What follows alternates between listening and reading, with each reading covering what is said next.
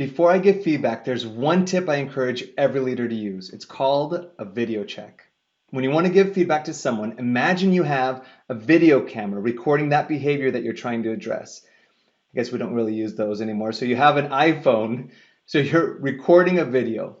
A video check is when I mentally play the tape in my head and I notice, what do I see and hear? When I give the feedback, I start with what's on that tape.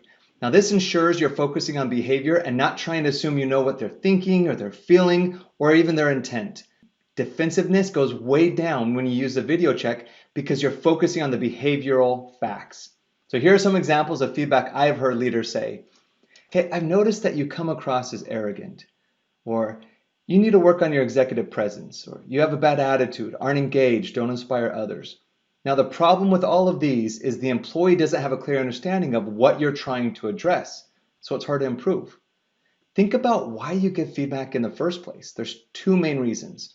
You want behavior to change, or you want behavior to continue, with the side benefit of them feeling appreciated and recognized. So you want to discourage the wrong behaviors and encourage the right ones. It's all about behaviors.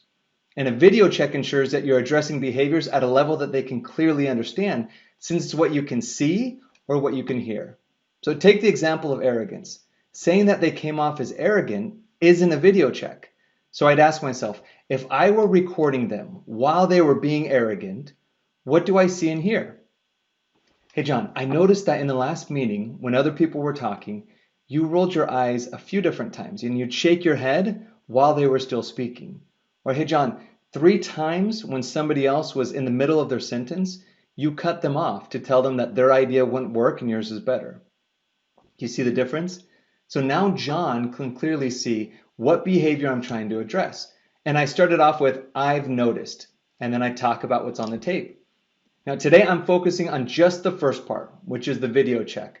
But another time I'll go into more detail of the rest of that feedback conversation. For example, after the video check, I clearly state the impact. Why does it even matter? Followed by the ABCs. Ask questions, brainstorm options, and commit. So A for ask questions. Do they even understand what I'm talking about? Does the person have the same view? Or maybe there's additional information that they want to share. This is when I just listen and then I ask follow-up questions. Where are they getting stuck? What obstacles? And then B for brainstorm options. What are the different options with pros and cons? And finally, C for commit. Hey, which option do you want to move forward with? What's your next step and by when? Research shows that fair and accurate feedback can boost employee engagement by up to 40% and discretionary effort by 23%. But most managers don't know how to do it well. Now think about this past week. How many times did you provide feedback? And was it only in areas to improve, or did you also do what's working well? So besides doing a video check, here's the second tip that I'm going to share as a bonus. This will change your relationships, especially those in your personal life. Feedback is not just about calling out behaviors that you want to change. A more powerful use of feedback is around behaviors you appreciate and want to continue. For example, one of my employees just had a big communication. It was a town hall. She did an excellent job. So I could call her up and say, hey, great job on that presentation. Now, she still feels good, she feels appreciated, she gets a win, but did I do a video check on that feedback? No. So it's good that I at least recognized her good work, but I didn't highlight the behaviors I want to continue. Leaders give experiences, in this case through giving feedback, that tell employees how to think. They create beliefs based on how you define success and what they need to do or say to not only be successful, but in so doing to get what they want, whether that's more praise, recognition, promotion, money. This is how you build culture.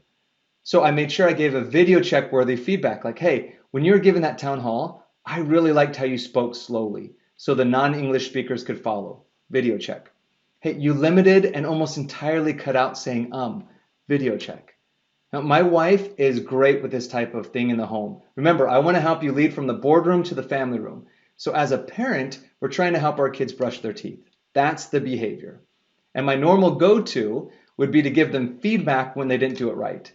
But my wife knows better. She knows what makes lasting behavioral change.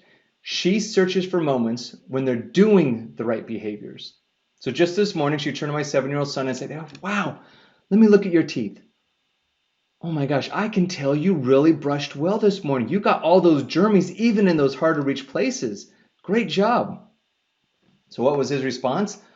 Oh, thanks. And then after lunch, he wanted to brush his teeth again. Now, the same is true for me. If my wife were to give me feedback like, let's say hypothetically, hey, Joe, I've noticed that out of 7 days a week, you help make dinner maybe once. Can you please step up your game? Now, if I'm feeling humble, then all is well. I'll try to do better. But how much more powerful is it when she catches me that one time that I am making dinner and says, wow, dinner was so good. I loved how you had fruits, you had veggies. I felt full, but also healthy. And plus, as a family, we were able to sit and talk. Thank you so much. That was appreciated. Now, you better believe I'm going to be more motivated to keep making dinner. I want to continue that behavior. The same is true for those you lead at work.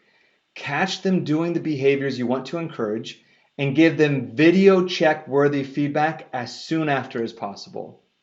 Now, once you've built that muscle on how to do a good video check and you're enforcing the positive behaviors, we can build onto it. As Bob Wiley and Dr. Leo Marvin, they had it right. Let's take baby steps. Leave a comment below if you know the movie. But here's my challenge of the week. Practice giving only positive feedback. Refrain from correcting the whole week, or even if you can't, just one day. And I know this is going to be hard because some of you realize that people make mistakes and it is your job to point it out, but just try it. Second, make sure you can do a video check on that feedback. What do you see? What do you hear? I've noticed, and then roll the video. Now share your example with the rest of us by commenting here on LinkedIn. What was your video check that you used this week with those you lead? Until next time, I'm Joe Nabrotsky. Go lead.